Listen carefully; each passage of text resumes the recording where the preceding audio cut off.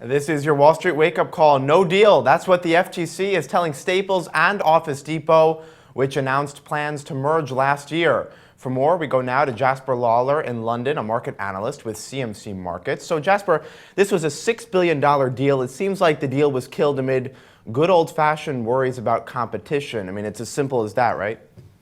Hi, Scott. Well, precisely. The FTC sued against the companies earlier, and the markets have taken that as a sign that it was at risk. So Office Depot shares, for example, have already been massively discounted over the purchase price.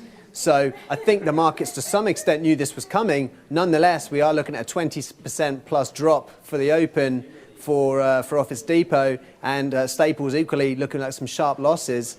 I think in this merger, it was a bit complicated in terms of how the FTC defined a monopoly, because they're looking at the traditional office supply market and using those as the two big dominant players. There aren't really any other equivalents to the size of them, but they seem to have discounted the change in the marketplace, where obviously Amazon is now a big rival online, and the two companies obviously wanted to take this opportunity to compete in the digital age. They're going to have to rethink about that now. It's probably going to mean a lot more store closures and some more restructuring to downsize to meet the new market.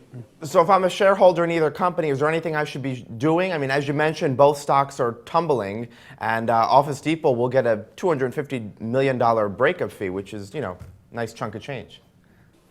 Well, precisely. Obviously, the market's now priced out that the deal's going ahead. So I think, again, you have to look to the fundamentals of the two companies involved and see how they can adapt.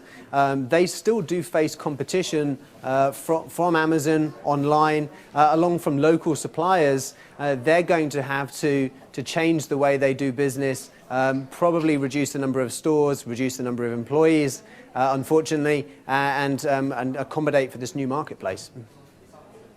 Now, this is yet another failed merger. Just in the past few weeks, Halliburton nixed its pending acquisition of Baker Hughes amid worries that the government wouldn't approve the deal. Ditto with Pfizer and Allergan.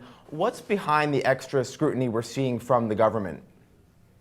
So we're seeing these big deals drop like flies at the moment. Even today in the UK, we saw two big mobile phone companies that were trying to merge. They had their deals scuppered by the EU. So it seems like regulators are really upping the ante at the moment, which is a problem, because a lot of the reason these companies are looking for growth through mergers and acquisitions is because they're not able to let it happen organically. And so regulators are blocking these deals, and so that doesn't bode well for overall growth, companies unable to grow profitability, and for just general market confidence that these kind of big deals can create. We're actually nearing cancelled numbers of global M&A, the largest since 2007. So it's a big marker point. A couple more cancelled deals, and we're in new uncharted territory.